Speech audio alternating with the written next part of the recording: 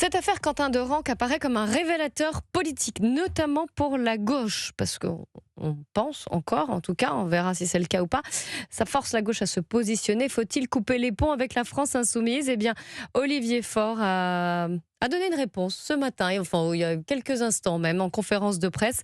Je vous propose d'écouter le premier secrétaire du Parti socialiste. Cette affaire est devant la justice. Donc cette première affaire-là, elle suppose beaucoup de précautions de notre part et nous ne devons pas précéder la justice. Je vois bien qu'il y a des gens qui sont aujourd'hui mis en examen. Certains ont des liens avec la France insoumise, ce qui n'incrimine pas directement la France insoumise. Nous verrons bien, puisqu'ils sont maintenant inculpés pour association de malfaiteurs, ce qui permettra aux enquêteurs de remonter éventuellement jusqu'à d'éventuelles sources, si elles existent. Donc il y a la nécessité de rester calme, de faire confiance à la justice et d'en tirer des conclusions claires le moment venu. Alors, il a poursuivi en disant qu'il admettrait dans de rares cas de figure des rapprochements avec la France insoumise au second tour des municipales, seulement si les candidats insoumis clarifiaient leur position sur le rapport du mouvement à la violence politique. C'est ce qu'a expliqué en tout cas par la suite Pierre Jouvet, qui est secrétaire général du PS. Raphaël Steinville, est-ce que vous pouvez nous décrypter la position du Parti socialiste? J'ai l'impression que ce n'est pas très clair. Le Parti socialiste met au premier plan de ses intérêts la possibilité de pouvoir l'emporter localement et plus tard peut-être nationalement. Et donc ils ne veulent pas se couper d'un réservoir de voix qui leur permettrait éventuellement de garder ou conquérir des villes. C'est toujours la même chose avec le PS, mais d'une certaine manière, c'est pire avec un certain nombre de leurs alliés du nouveau Front populaire qui, des écologistes en passant par même Jérôme Guedj qui avait pourtant rompu. On va y venir sur Jérôme Guedj. Mais il y a une sorte de par exemple, il y en a qui ont été beaucoup plus clairs qu'Olivier Faure et Pierre Jouvet. Par exemple, François Hollande, l'ancien président de la République, qui a dit pas d'alliance, il faut arrêter avec LFI. Oui. Raphaël Glucksmann de Place Publique. Oui, mais ce même Raphaël Glucksmann voit sa numéro 2, Aurore Lalucq, je crois, qui explique qu'elle préférait voter pour une chef plutôt que pour un candidat du RN s'il devait être opposé à un candidat du RN. Donc c'est toujours la même histoire. Il y a un masochisme qui traverse la gauche, qui préfère, malgré les risques que fait poser sur la démocratie tout entière la violence de LFI, qui préfère, pour préserver des fiefs ou essayer d'espérer des victoires, s'allier épisodiquement avec LFI. Oui, mais justement, j'ai William Goldnadel. Est-ce que ça ne va pas couper le Parti socialiste d'une certaine partie de son électorat? Écoutez, c'est ainsi maintenant. Je ne suis pas tout à fait d'accord avec ce que dit Raphaël sur le masochisme du Parti socialiste d'aujourd'hui.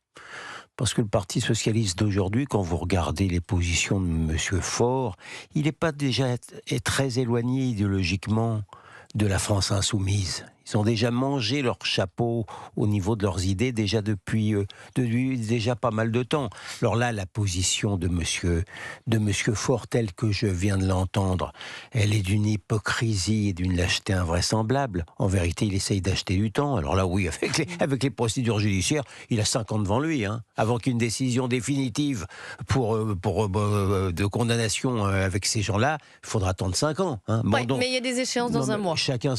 Alors que chacun sait que maintenant on a compris que c'était la jeune garde qui était dans le coup, et d'autre part les liens entre la jeune garde et la France insoumise, ils n'étaient pas cachés, ils étaient vantés. Bon, de quoi on parle? Donc c'est assez lâche, mais par contre non, je vois pas de différence maintenant idéologique entre le Parti socialiste et les écologistes, encore davantage, et la France insoumise.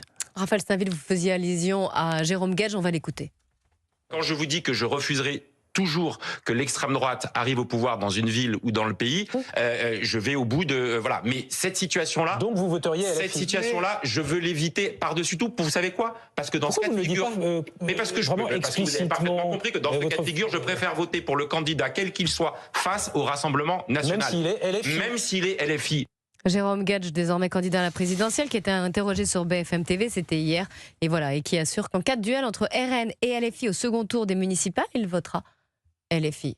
Malgré son histoire avec LFI d'ailleurs. En fait, c'est intéressant Raphaël parce Steinville. que l'ensemble, ou en tout cas une grande majorité des dirigeants, qu'il s'agisse des socialistes ou des écologistes, sont figés dans une position immuable, comme si le Rassemblement national n'avait pas fait sa mue depuis de nombreuses années, tandis que leurs partenaires, leurs alliés même, jusqu'aux dernières législatives, en l'occurrence la LFI, n'a cessé de sombrer dans quelque chose de plus insupportable, flirtant avec l'antisémitisme, assumant la violence pour Jean-Luc Mélenchon, qui exhorte à conflictualiser absolument tout dans la société.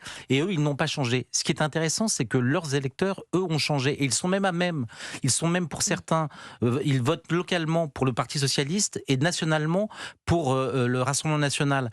Dans certains fiefs socialistes. Et donc les mêmes électeurs qui sont des salauds aux yeux de ces dirigeants, finalement, le lendemain, ils votent socialiste. Donc ils ne comprennent pas les ressorts qui animent le vote du Rassemblement national. Et ils s'empêchent de penser finalement. J'ai William Gonadel. Non, mais en ce qui concerne Jérôme Guedj, pour moi, je vous le dis très franchement, c'est une vraie déception. Je n'en reviens pas.